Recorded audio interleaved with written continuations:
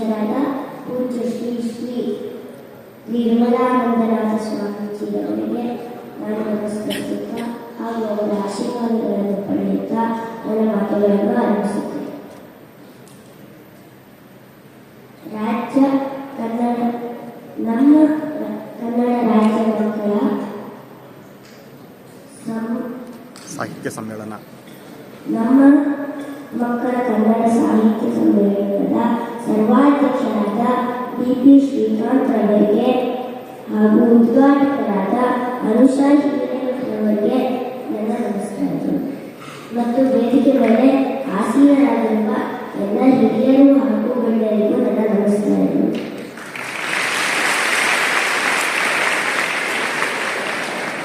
ನಾನು ಪೂರ್ಣಚೇತನ ಶಾಲೆಯಲ್ಲಿ ನನ್ನ ಹೆಸರು ಡಾಕ್ಟರ್ ಪುತ್ತೂರು ಎದ್ವೈ. ನಾನು ಮೈಸೂರಿನ ಪೂರ್ಣಚೇತನ ಶಾಲೆಯಲ್ಲಿ 4ನೇ ತರಗತಿ ಓದುತ್ತಿದ್ದೇನೆ.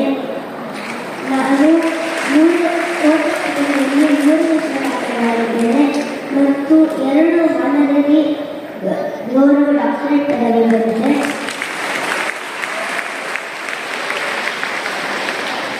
ಮತ್ತೆ ನಾನು ಬರೆದಿರುವ ಕವನ ಈಗಾಗಲೇ ದಿನಪತ್ರಿಕೆಗಳಲ್ಲಿ ಪ್ರಕಟಗೊಂಡಿದೆ. ಈ ಸಭೆಯಲ್ಲಿ ನಾನು ಕನ್ನಡ ಹಾಗೂ ಅದರ ಮಹತ್ವದ ಬಗ್ಗೆ, ಪ್ರಸ್ತುತ ಸವಾಲುಗಳ ಬಗ್ಗೆ ಮಾತನಾಡಲು ಇಚ್ಛಿಸುತ್ತಿದ್ದೇನೆ.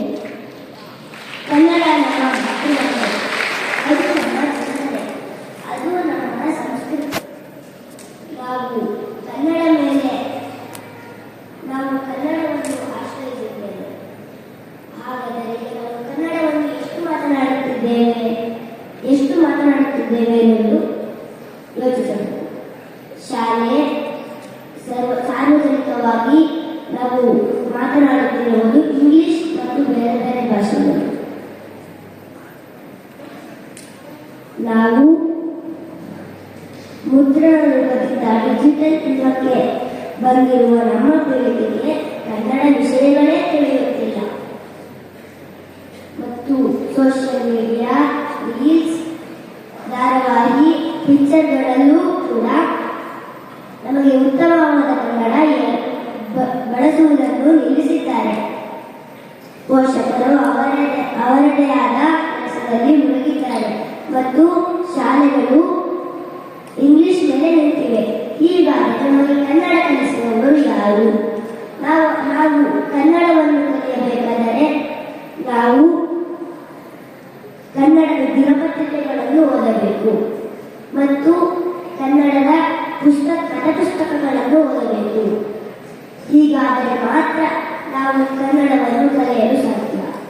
ನಾವು ಕನ್ನಡದ ದಿನಪತ್ರಿಕೆಗಳನ್ನು ಓದುವುದರಿಂದ ನಮಗೆ ಒಂದು ವಿಷಯವೂ ತಿಳಿಯುತ್ತದೆ ಹಾಗೂ ಭಾಷೆಯೂ ಪರಿಚಯವಾಗುತ್ತದೆ ಮತ್ತು ಕನ್ನಡ ಪುಸ್ತಕಗಳನ್ನು ಓದುವುದರಿಂದ ನಮಗೆ ಸಾಹಿತ್ಯ, ನೀತಿ, ಮೌಲ್ಯ ಮತ್ತು ವ್ಯಕ್ತಿತ್ವ ನಿರ್ಮಾಣಕ್ಕೆ ಸಹಾಯ ಮಾಡುತ್ತದೆ.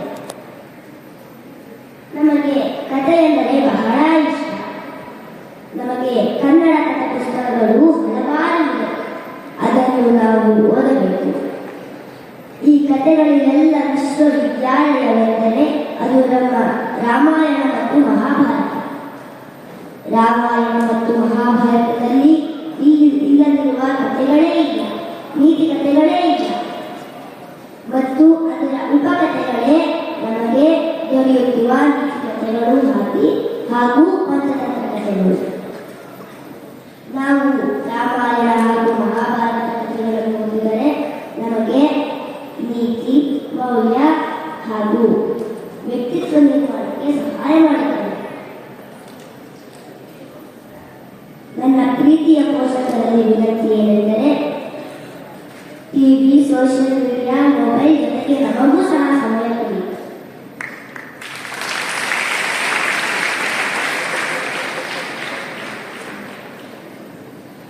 ನೀವು ಹೇಗೆ ನಿಮ್ಮ ಅಜ್ಜಿ ತಾತನಿಂದ ರಂಗೋಲಿ, ಕಥೆ, ಕಾದಂಬರಿ, ಹಾಡು, ಹೊಸ ಕಲಿತರೋ ಹಾಗೆ ನಮ್ಮ ಪೀಳಿಗೆಯೂ ಕಲಿಸಿಕೊಡಿ ಎಂದು ನನ್ನ ವಿನಂತಿ.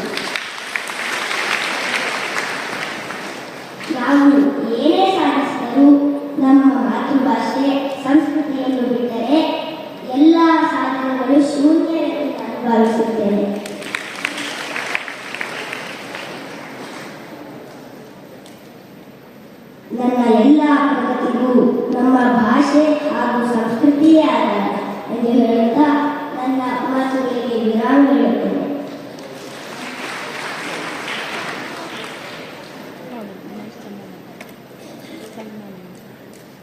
ಓಂ ಗಣಾನಾನ್ವಾ ಗಣಪತಿಂ ಹವಾಮಹೇ ಕವಿಂ ಕವೀನಾಮುಪವಸ್ತ್ರವಸ್ತಮಂ ಜ್ಯೇಷ್ಠರಾಜಂ ಬ್ರಹ್ಮಣಾಂ ಬ್ರಹ್ಮಣಸ್ಪದ ಆನಶ್ವನ್ಮನ್ಯೋತವೇಸ್ತ್ರೀಗೃತಾದಿಂ ಮಹಾಗಣಪತಯೇ ನಮಃ. ಪ್ರಣೋ ದೇವಿ ಸರಸ್ವತಿ ವಾಜಗರ್ವಾದಿನೀವತಿ ಧೀನಾಮರುತ್ಯವತ್ ಆನೋ ದಿವೋದಕರಕ್ಕರ್ವದಾತಾ ಸರಸ್ವತಿ ವಾಗ್ದೇವ್ಯೈ ನಮಃ. ಓಂ ಭದ್ರಂ ಕರ್ಣೇನ ಶೃಣುಯಾಮದೇವಾಃ ಭದ್ರಂ ಪಶ್ಯೇಮಾಕ್ಷುಭದ್ರಜತ್ರಾಃ ಸ್ಥಿರೈರಂಗೈಃ ಸಷ್ಟುವಾಗುಂತಸ್ತನೋಃ ವಶೇಮದೇವೈರ್ಯದಾಯೋ ಸ್ವಸ್ತಿ ನ ಇಂದ್ರೋ ವೃद्धಶ್ರವಾಃ ಸ್ವಸ್ತಿ ನ पूषा विश्ववेदाः स्वस्ति नस्तार्क्ष्यो अरिष्टनेमिः स्वस्ति न बृहस्पतिर्ददातु.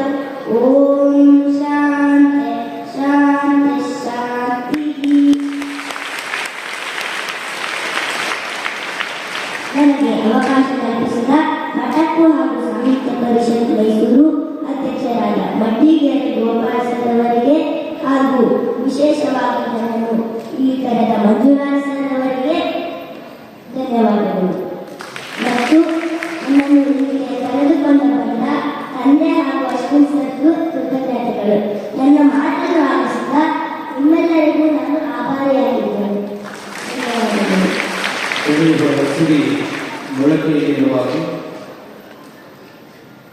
ಅತ್ಯದ್ಭುತವಾದಂತಹ ತೊದಲು ನುಡಿಗಳೊಂದಿಗೆ ದೊಡ್ಡ ಸಂದೇಶವನ್ನು ಈ ವೇದಿಕೆ ಮುಖಾಂತರ ನೀಡಿದ ಪುಟಾಣಿ ಡಾಕ್ಟರ್ ಪ್ರತೂಪಿ ಅದ್ವೈತ್ ಮೈಸೂರು ಇವರಿಗೆ ಜೋರಾದ ಚಪ್ಪಾಳೆಯೊಂದಿಗೆ ಶ್ರೀ ಆಂಜನೇಯ ಮಾತನಾಡುತ್ತಾರೆ.